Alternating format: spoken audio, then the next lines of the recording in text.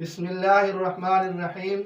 عزیز دوستو، حضرت نوح علیہ السلام نے اپنی قوم کو 950 سال تک دین کی تبلیغ کی، دین کی دعوت دی، اور وہ مسلسل انکار کرتے رہے، اور اللہ رب العزت کے عذاب کے متعلق وہ یہ کہتے رہے کہ کہاں ہے وہ عذاب جس کا تو ہمیں کہتا ہے۔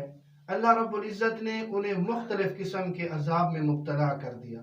ان میں سے ایک عذاب یہ تھا کہ ان کی بیویاں بانجھ ہو گئیں اور ان کی نسل ختم ہونے لگی، ان کی اولاد ختم ہونے لگی، تو چنانچہ وہ بھاگتے بھاگتے حضرت نوح علیہ السلام کے پاس آئے۔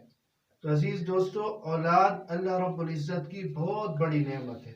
جو اس سے محروم ہے وہ ایمان اور یقین کے ساتھ اس وظیفہ اور اس عمل کو پڑھ لیں اور اس پر مسلسل عمل کریں۔ اللہ رب العزت انہیں اولاد کی نعمت سے ضرور سرفراز فرمائیں گے کہ حضرت نوح علیہ السلام نے اپنی قوم سے یہ کہا تھا، وَقُلْتُ اسْتَغْفِرُوا رَبَّكُمْ إِنَّهُ كَانَ غَفَّارًا يُرْسِلِ السَّمَاءَ عَلَيْكُمْ مِدْرَارًا وَيُمْدِدْكُمْ بِأَمْوَالٍ وَبَنِينَ وَيَجْعَلْ لَكُمْ جَنَّاتٍ وَيَجْعَلْ لَكُمْ أَنْهَارًا۔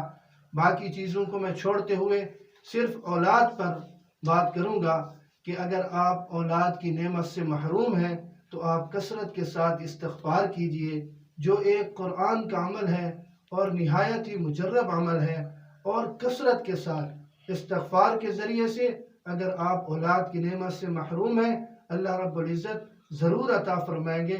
کم از کم دن میں 30,000 مرتبہ اس استغفار کو لازم پکڑیں تو انشاءاللہ یہ نعمت اللہ رب العزت عطا فرمائیں گے۔ اللہ مجھے اور آپ سب کو دین کی سمجھ نصیب